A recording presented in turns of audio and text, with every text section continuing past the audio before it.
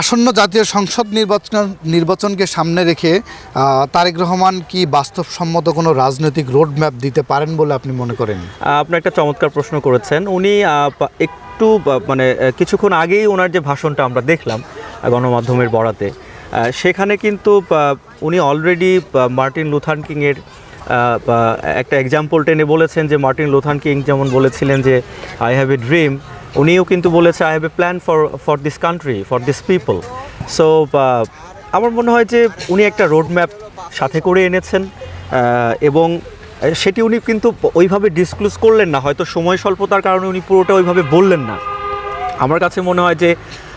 একটা ভীষণ নিয়ে তিনি এসেছেন, যেটাকে তিনি প্ল্যান আকারে বলছেন যে আমার একটা স্বপ্ন আছে। তা আমরাও অপেক্ষায় আছি, তার দলের নেতাকর্মীরা যেরকম অপেক্ষায় আছে, একটি বৃহৎ রাজনৈতিক দলের তিনি প্রধান, সেই হিসেবে বাংলাদেশের সাধারণ নাগরিক হিসেবেও যদি আমরা কল্পনা করি, আমরাও কিন্তু অপেক্ষায় আছে যে উনি কী সেই প্ল্যান, যেটা আপনি রোডম্যাপ বলছেন, উনি যেটাকে উই হ্যাভ এ প্ল্যান বললেন। আমার মনে হয় যে এটা বাংলাদেশের রাজনীতির জন্য একটা ঐতিহাসিক বাক্যই হয়ে যাবে, তার রাজনৈতিক ক্যারিয়ারের সাথে হয়তো এটাকে অ্যালাই হয়ে যাবে যে মার্টিন লুথার কিংয়ের মতো তিনিও বলেছেন যে we have a plan, I have a plan for